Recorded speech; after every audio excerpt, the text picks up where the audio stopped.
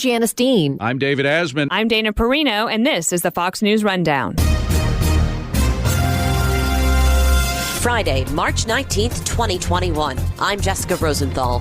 The COVID relief bill takes a lot of cash, and it's making one senator even more nervous than normal about our national debt. All these people are hysterics. It's the same way whether it's the disease or the economy. So really, there was no need for $2 trillion more in borrowing. All there was a need is to get out of the way. I'm Chris Foster. President Biden's having to deal with an immigration challenge, or crisis, however you want to characterize it, with a policy of not turning away unaccompanied minors, and thousands are taking advantage of it. Why is it an obligation of this nation or any nation simply to take in thousands and thousands of unaccompanied minors because they want to come? We speak with Fox News Sunday host Chris Wallace. And I'm Joe Concha. I've got the final word on the Fox News Rundown. President Biden and several Democratic lawmakers say the nearly $2 trillion COVID relief bill was popular, though no Republican lawmakers voted for it. And had a strong support of governors and mayors across the country in both parties, red states and blues. Over 430 mayors contacted me, many of them Republicans supporting the bill. Polling does show it was popular with voters, and Morning Consult found even many Republican voters were fans of direct payments and extended unemployment insurance.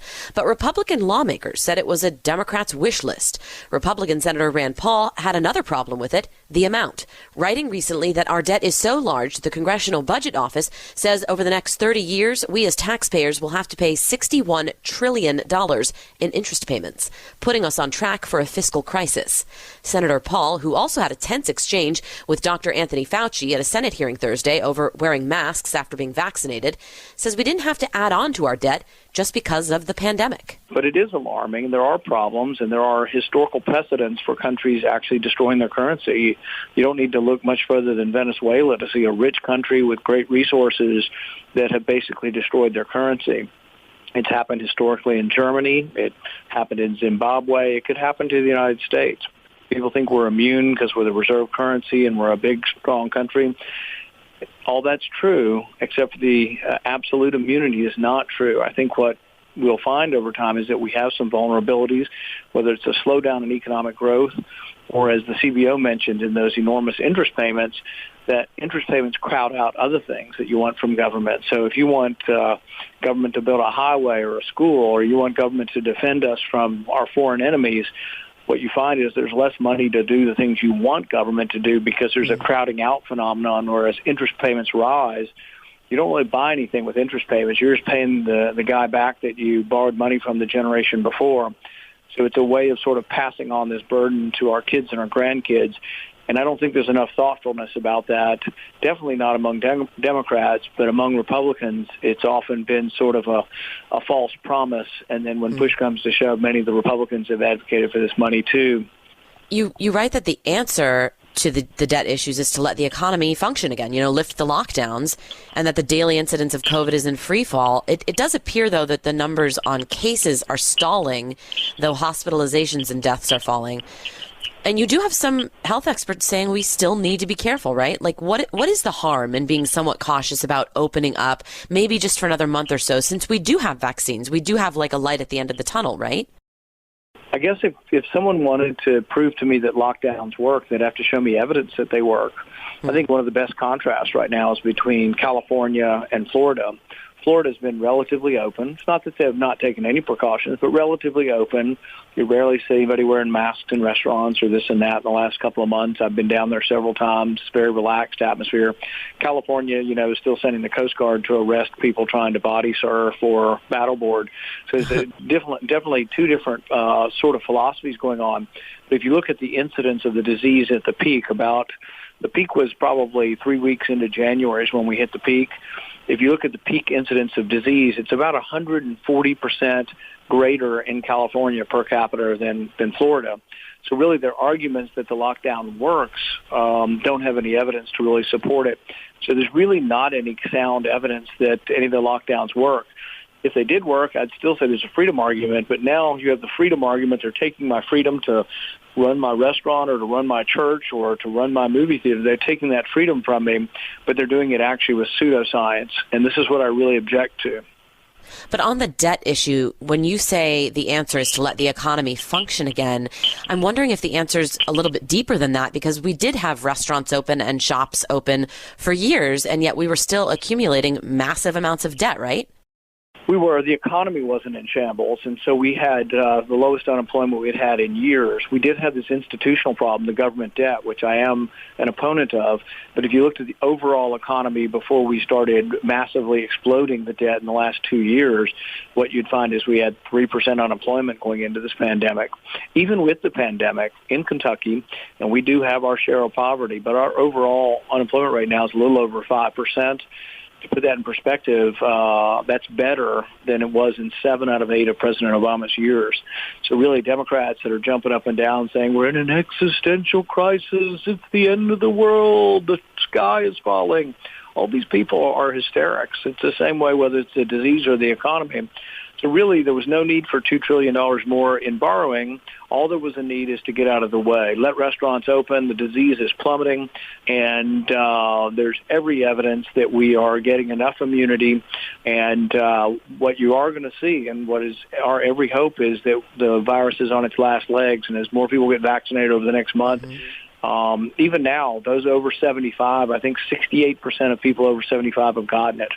And you can already see it in their eyes. You see them out more at restaurants. You see them moving around. Dr. Fauci may want them to crouch in their basement, but they're out going to restaurants now because they believe in the science of vaccines. Well, speaking of Dr. Fauci, let's get into that, because you did have it out with him again. And if we're not spreading the infection, isn't it just theater? No, it's not. The vaccine and you're wearing 2 masks. Isn't that theater? No, that's not. Here we go again with the theater. Let's get down to the facts. You want to get rid of vaccine hesitancy? Tell them they can quit wearing their mask after they get the vaccine. You want people to get the vaccine? Give them a reward instead of telling them that the nanny state's going to be there for 3 more years and you got to wear a mask forever. I guess his response was, at least part of his response was, we don't yet know how variants might impact us, even those who have already been infected. And if people want to wear masks, is it that big a deal? But that would be called conjecture. So if he says, well, we might be infected by a variant from South Africa, well, you might be infected by the Spanish flu next year. That's conjecture. It has nothing to do with science. Science is based on facts. If he shows me the facts that people are dying by the thousands from a South African variant, I'll take precautions. I'll actually, become alarmed that even though I've had this, that I could possibly die from the South African variant.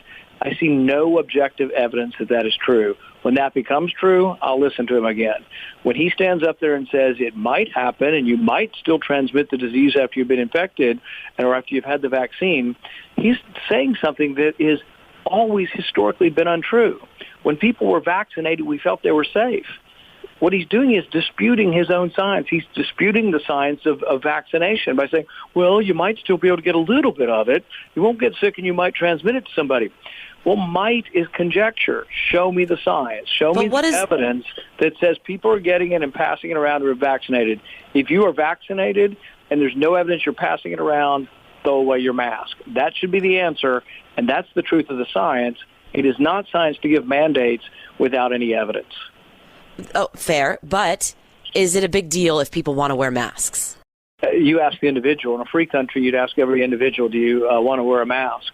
And some will say more a big deal than others. If you're a lemming or a Democrat, you probably have no problem wearing a mask everywhere. If you're a Republican or an independent or an individual with any wherewithal that wants to go to the freaking gym and get on the treadmill without a mask, you will say, yes, it makes a difference, and it's my life, it's my risk. In a free society, I should make these decisions. And yes, it's contrary to everything that our country was founded upon to have somebody tell you, what you can do and where you can go and whether you can go to a restaurant or a movie theater. We take risks every day. So I think the thing is we have to go back to considering the freedom and the choices of the individuals. And so, someone's got to push back on these people. They will never let up. Once they have, their ability to grab a hold of you and tell you everything you can do in your life, they will never let go of you. So someone has to stand up to these bullies, and I'm going to keep doing it. Senator, a foreign policy question for you. After President Biden said in an interview that he does think Russia's President Vladimir Putin is a killer, Russia pulled its ambassador to the U.S., and Putin's spokesman said, these are really bad remarks by the U.S. president. He has clearly shown that he doesn't want to improve relations with our country. After President Trump's relationship with President Putin, what happens now with this new administration? Do our relations fray with Russia more? I think this is a very difficult situation because no one wants to turn their eye away from poisoning an opposition leader or imprisoning an opposition leader such as Navalny. Nobody wants to look away from China's abuse of human rights in Hong Kong. We also live in a nuclear world where no matter how much we dislike the human rights behavior of a country, do we want to simply provoke them and have no conversation such that there's a chance for an accident or a nuclear war? So I'm a big believer in diplomacy, and particularly diplomacy with people we have disagreements with. We have significant disagreements on human rights with both Russia and with China. But I think this is all the more reason why we should have conversations. And I think leaders do have to be careful about their language. And yet there also have to be voices for human rights. You know, I've spoken out against the killing of Khashoggi by the Saudis. And I think figuring out the answer to these riddles is not easy. So it's my belief that there are certain things that other countries want from us, and they do include trade and things that are beneficial to both parties. I think we look at those and we look at behavior, and there should be some contingency. But in all cases where we give something away, like our military technology, or we give away foreign aid, it absolutely ought to be contingent on behavior. Finally, Senator, we keep hearing about the filibuster a lot lately, which is, for our listeners, used to delay or block voting on a bill. In order to end a filibuster, you do need 60 votes, right? We keep hearing about reform in this process so that one party or the other can, get what they want voted on. It sounds like President Biden is endorsing making it a talking filibuster, where someone has to literally talk to force the delay. Would you be okay with that kind of change, or does it open the door to even more changes down the road? Only if it means you talk until you vote, and then if they don't get 60 votes, then the debate is over. But if it means you have to talk forever, that essentially gets rid of the filibuster because nobody can talk forever. Right. The way the filibuster works, I did it for 13 hours one time. The way it works is people can ask you questions and spell you a little bit of relief, but the record's about 24 hours, and there are all kinds of biologic needs the body has that after a while take their toll. So you really can't just do it forever. But what I would say is that when we were in charge, when Republicans were in charge of the House, the Senate, and the presidency, President Trump was calling to end the filibuster. I was in opposition then and remain in opposition because what the filibuster does is it allows the Senate to be a cooling off place. And right now there's a lot of young people who have gravitated to socialism and Bernie Sanders, and they may not know exactly what socialism means as far as historically, as far as Venezuela, Cuba, Cambodia, China, Russia, you name it. I don't think they've fully grasped what socialism can lead to and has led to in our history. And so I wouldn't want the country to quickly go through 51 votes towards socialism. And so what happens is if you have to get 60 votes, they're going to have to peel away 10 Republicans to get anything passed. And what that means is it will be still probably be something I don't like if you can get the 10 Republicans, but it'll be more of a centrist piece of legislation and it'll be less full-scale leaping or falling headlong into socialism. Senator Paul, thank you so much for your time. No problem. Thank you.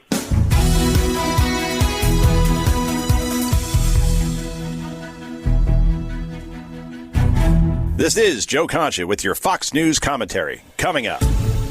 A couple of immigration bills are making their way through Congress, bills supported by President Biden as part of his immigration reform agenda. But neither bill has anything to do with the surge of people, including thousands of children and teenagers, making their way to and often across the southern border. The president says to those people, don't make the trip, and denies he's encouraged it, telling George Stephanopoulos of ABC News. The idea that Joe Biden said come, because I heard the other day that they're coming because, I'm a nice guy and I won't do what Trump did. They're saying this. Yeah. Well, here's the deal. They're not.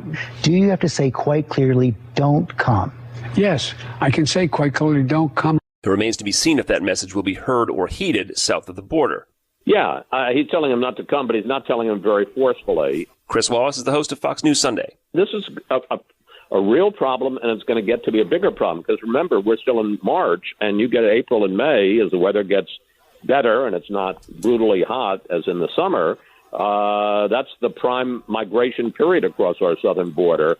And what's interesting and maybe a little surprising, given how experienced these guys are, they seem to have been totally unprepared that, one, the softer rhetoric from this administration, plus the decision to change one of the Trump rules, Title 42, they changed it so that instead of unaccompanied minors being turned around under COVID protection and sent back south of the border along with everybody else, they said there's going to be an exception for unaccompanied minors. Well, surprise, surprise, you've got this flood of unaccompanied minors coming across, and the administration, the Border Patrol, the HHS, they seem totally unprepared for it.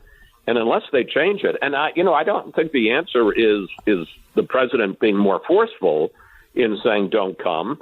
Maybe they have to change the rule back to what it was under the Trump administration and say even if you're an unaccompanied minor, you can't cross the border because that we're going to turn you around and send you back. And I understand it's inhumane, but I don't know that you can have a policy that if you're 16 years old and you come across the border and you have a phone number in your pocket, which is what Jen Psaki said the other day, you have a phone number in your pocket for somebody, a relative who's living in this country, that's a free entry card into the United States. And, we're talking about tens of thousands of people.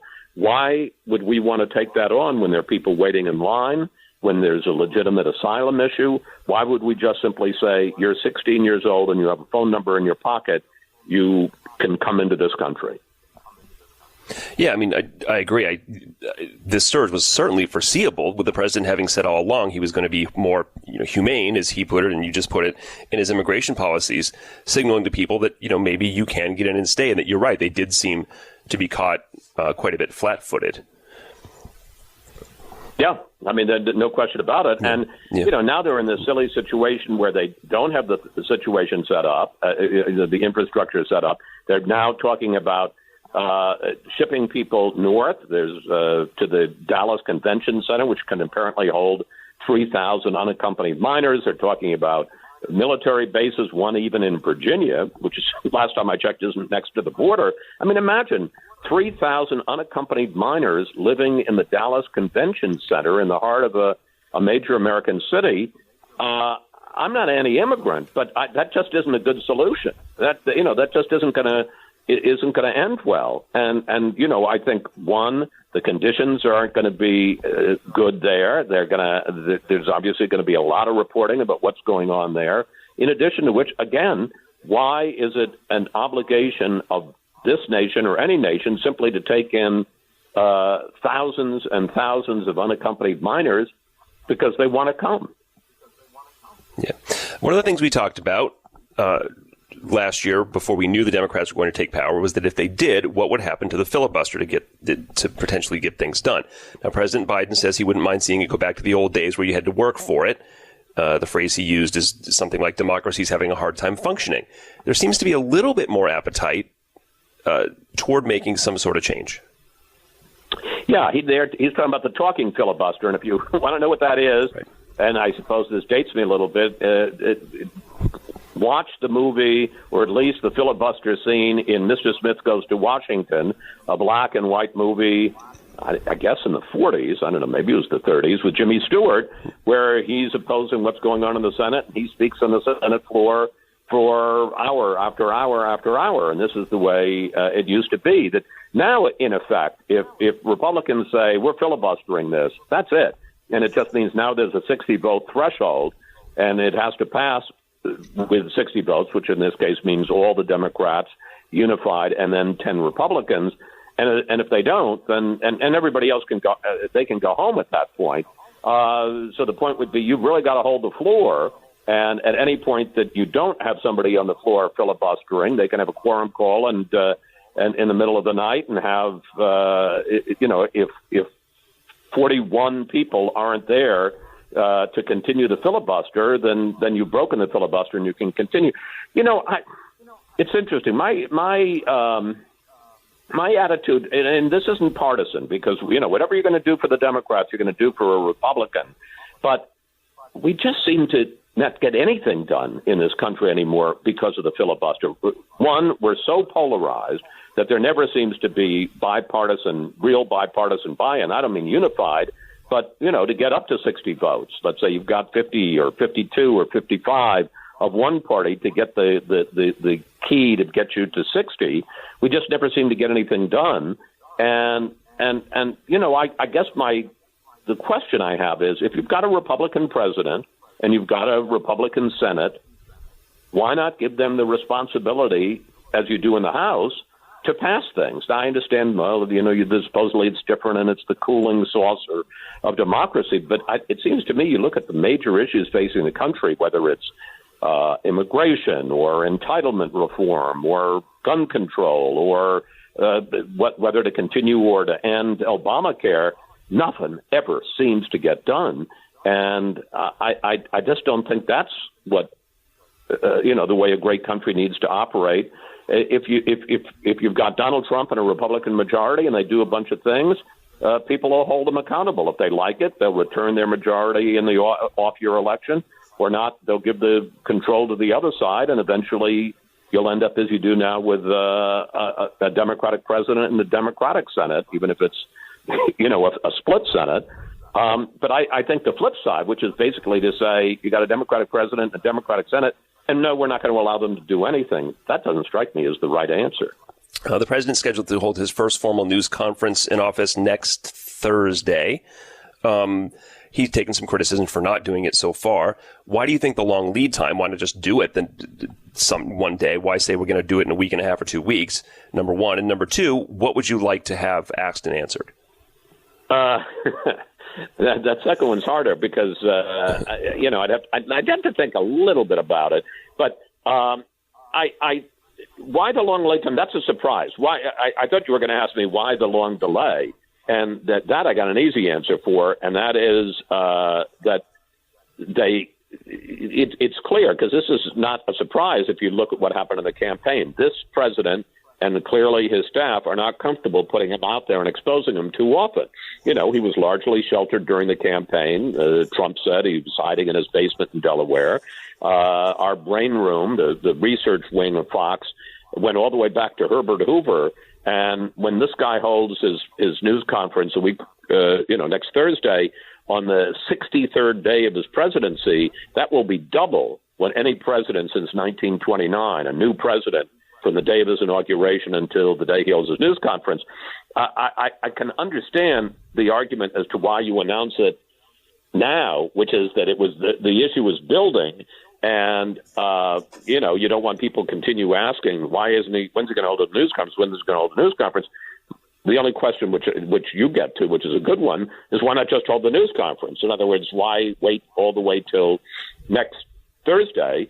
Why not just hold it this week? I know he's got a schedule planned, but, I got to think there's time to hold a news conference, although you can be sure, given what appears to be their concerns and their discomfort in putting this president out in a public setting, especially a news conference, as opposed to a one-on-one interview, there's going to be a lot of prepping before this happens. Chris, more people are getting coronavirus vaccines. That seems to have sped up very nicely. Frustrating for some, but still more people are getting them. Former President Trump the other day is finally recommending that people get one, acknowledging their freedom not to, of course. At least in polling, before he said that, nearly half of Trump voters said they wouldn't get it. What's your current optimism level on the pandemic and vaccines? I'm concerned. I think, right now, if it's half the country or even 2/3 of the country that want the vaccine, there's a tremendous demand. So although there are a few states where we're seeing that vaccine appointments are going unfilled, but, here in D.C. and Virginia and Maryland, there is a tremendous demand for the vaccine. But if you run into a situation where now 2/3 of the country has gotten the vaccine, and 1/3, the vaccine is there because we're going to have millions and millions of doses, hundreds of millions of doses, but there's not a demand for it. You're not going to get to herd immunity. So I got into this with Anthony Fauci last week on Fox News Sunday. I wish the president and President Trump, and look, he deserves all the credit in the world for Operation Warp Speed. I don't think we would have the vaccine today if it hadn't been for the full court press that he made to get this vaccine developed in less than a year, which is still an amazing record. I wish he were, he was asked a question and he answered it. I think he should have gone on camera or, had a picture taken when he got the vaccine, as all the other former presidents have. All the other presidents did a public service announcement where they actually called for it. And particularly given the fact that Trump supporters seem the most skeptical about getting it, I think there's a particular interest in him coming out and pushing for it because, that's where the skepticism is. And he's somebody, I'm not saying that everybody is going to just salute smartly and follow what Donald Trump says, but it will make a difference. There's no question about it. Okay. Chris Wallace, host of Fox News Sunday. Thanks. Thank you, Chris.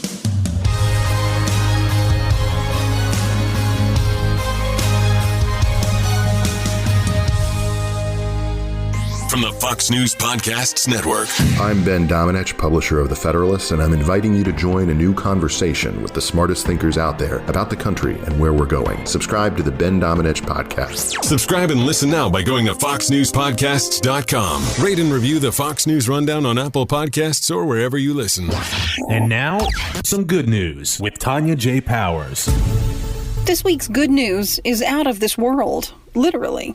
We take you 152 million miles away from Earth to Mars, where NASA's newest rover has sent back the first ever sounds of driving on that planet. If you were expecting the sounds from Perseverance to be smooth like a sports car, think again. There's grinding, clanking, and banging in the 16 minutes of raw audio, courtesy of the rover's 6 metal wheels and suspension. It's outfitted with 2 microphones, and one has already captured the sounds of wind and lasers, while the other recorded its first test drive on March 4th.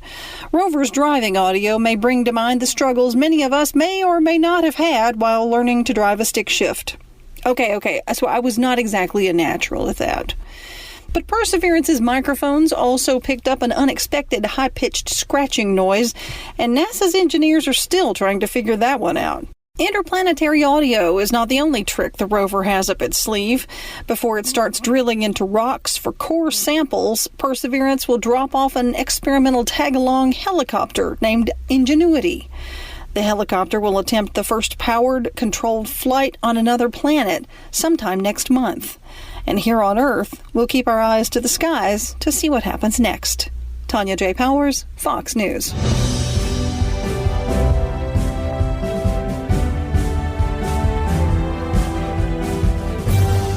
It's time for your Fox News commentary. Joe Concha. What's on your mind? New York Democratic Governor Andrew Cuomo has now been accused by 7 women of sexual misconduct. His approval numbers north of 70% last year, 38% in a poll released earlier this week. The media, which ignored Cuomo's nursing home scandal, is now piling on finally. Cuomo's own party also piling on. But you know who hasn't uttered a word about this situation yet? Only the most powerful woman in the country, Vice President Kamala Harris. The same Kamala Harris who declared Brett Kavanaugh guilty until proven innocent in 2018 after he was accused of sexual misconduct at a high school party no one can corroborate. The invisible VP doesn't want to weigh in on Cuomo, however, because that would take principle. That would take consistency. That would mean not weaponizing the Me Too movement for political gain. Kamala Harris did exactly that with Brett Kavanaugh, and her silence on Cuomo shows that principles and consistencies are 2 attributes she clearly does not possess. I'm Joe Concha. You've been listening to the Fox News Rundown. Stay up to date by subscribing to this podcast at foxnewspodcasts.com. And for up-to-the-minute news, go to foxnews.com.